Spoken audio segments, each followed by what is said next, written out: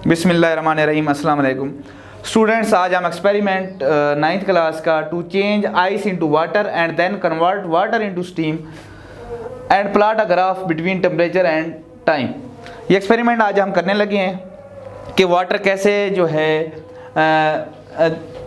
उसको हम आइस जो है वो कैसे वाटर में चेंज होती है, फिर वाटर कैसे स्टीम में चेंज होता है, और हम इस टाइम और टेम्परेचर के दरमियान ग्राफ प्लॉट करके आपको दिखाएंगे। स्टूडेंट्स, इस एक्सपेरिमेंट को परफॉर्म करने के लिए हमारे पास जो चीज़ें अवेलेबल होनी चाहिए, अपरेटस जो हमारे पास होना चाहिए, उसमें हमारे पास स्पिरिट लैंप, ये आपको नज़र आ रही है, स्पिरिट लैंप आपके पास होनी चाहिए। इसके अलावा आपके पास बीकर, ये बीकर हमारे पास होना चाहिए। इसमें बीकर और आइस, हमारे पास आइस और साल्ट, ये चीज़ें हमारे पास होनी चाहिए। इसके अलावा हमारे पास जो है वायर गाज, ये वायर गाज आपके पास होनी चाहिए। आपके पास स्टॉप वॉच आपके पास होनी चाहिए। मैच बॉक्स आपके पास होना चाहिए। और इसके अलावा आपके पास ये स्टैंड आपके पास अवेलेबल होना चाहिए। और ये थर्मोमीटर जो है टेम्परेचर को मेजर करने के लिए यूज़ होता है, ये आपके पास होना चाहिए। स्टूडेंट्स, आपने करना क्या है कि ये स्टैंड है, स्टैंड के साथ आपने यहाँ पे क्या करना है, थर्मोमीटर को यहाँ पे फिक्स कर देना है जिस तरह से हमने फिक्स किया है। ये बीकर है, बीकर में आपने आइस लेनी है और उसमें थोड़ा सा साल्ट आपने यूज़ करना है। वायर गाज है आपके पास, इस वायर गाज के ऊपर हमने इस बीकर को रख दिया, इसमें कुछ आइस डाल दी और साल्ट डाल दिया इस स्टैंड के ऊपर। अब हमने करना क्या है कि आपने पहले तो इसका इनिशियल टेम्परेचर मेजर कर लेना है। टेम्परेचर को मेजर करने के बाद आपने स्टॉप वॉच से क्या करना है, इस हम क्या करेंगे, ये स्पिरिट लैंप जो है इसको यूज़ करेंगे। अब यहाँ पे हम इसको क्या करेंगे, इसको हीट देंगे, यहाँ पे इसको हीट देंगे और स्टॉप वॉच को यूज़ करते हुए हम टेम्परेचर स्टॉप वॉच को हम यूज़ करेंगे और इसके थ्रू हम टाइम से देखेंगे कि कितने टाइम में कितना टेम्परेचर उसका इंक्रीज़ हो रहा है और सॉलिड जो है वो लिक्विड में कैसे चेंज हो रहा है। तो हम टेम्परेचर को भी साथ साथ मेजर करते जाएंगे, टाइम भी नोट करेंगे और सॉलिड को नोट करेंगे कि उसमें किस तरह चेंजेस आ रही हैं। अब यहाँ पे आपको इसका टेम्परेचर हमने इनिशियल टेम्परेचर -20 इसका मेजर किया था। अब आप साथ साथ नोट करेंगे कि इसमें टेम्परेचर में किस तरह से चेंज आ रहा है। तो हम हीट इसको दे रहे हैं और साथ साथ हम इसका टेम्परेचर मेजर करेंगे और टाइम नोट करेंगे स्टॉप वॉच के थ्रू।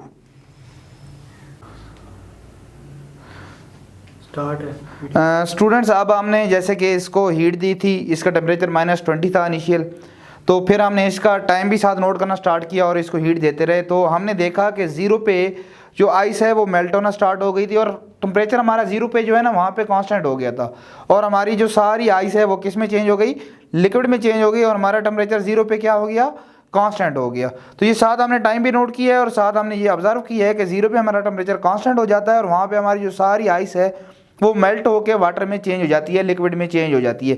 और स्टूडेंट, एक आपने इस चीज़ की भी केयर रखनी है कि आपका ये जो थर्मोमीटर है ये बॉटम के साथ अटैच नहीं होना चाहिए यहाँ पे, ताकि थोड़ा उससे ऊपर हो। नोट किया है कि हमारा जो टेम्परेचर है वो 100 पे पहुँच गया और यहाँ पे हमारा वाटर जो है वो बॉयल होना स्टार्ट हो गया है। तो हमने यहाँ पे इसका टेम्परेचर नोट कर लेंगे।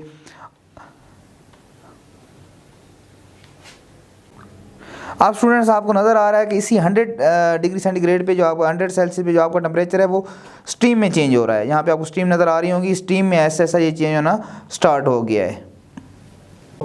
स्टूडेंट्स, हमने नोट किया है कि 100 डिग्री सेंटीग्रेड पे हमारा टेम्परेचर कांस्टेंट हो जाता है और हमारा, अगर आपको नज़र आ रहा होगा तो हमारा ज़्यादातर जो लिक्विड है वो स्टीम में चेंज हो गया है। इसी 100 डिग्री सेंटीग्रेड पे हमारा टेम्परेचर जो है वो कांस्टेंट है और ज़्यादातर लिक्विड जो है हमारा वो स्टीम में चेंज हो चुका है।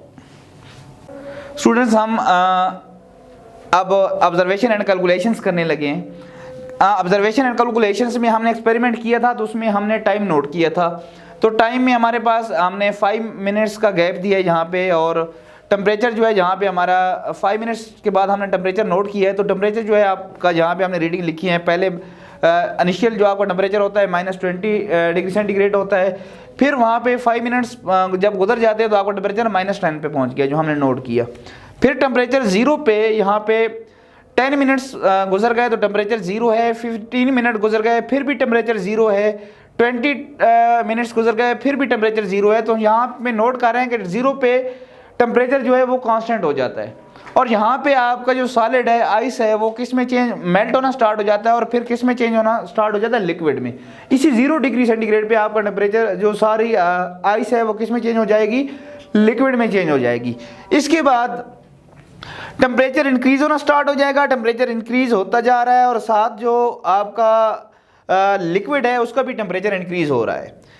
तो टेम्परेचर इंक्रीज होता रहेगा, 100 डिग्री सेंटीग्रेड तक टेम्परेचर इंक्रीज होगा। जैसे 100 डिग्री सेंटीग्रेड पे टेम्परेचर आपका पहुंचेगा तो वहाँ पे जो वाटर है वो बॉयल होना स्टार्ट हो जाएगा और सारा जो आपका वाटर है वहाँ 100 पे टेम्परेचर कांस्टेंट हो जाएगा और आपका वाटर बॉयल होना स्टार्ट हो जाएगा। वहाँ पे बॉयल होगा और उसी 100 डिग्री सेंटीग्रेड पे टेम्परेचर कांस्टेंट रहेगा और वाटर जो है वो स्टीम में, लिक्विड जो है वो स्टीम में चेंज होना स्टार्ट हो जाएगा और वहाँ पे आपका जो ऑल लिक्विड है वो स्टीम में चेंज हो जाएगा।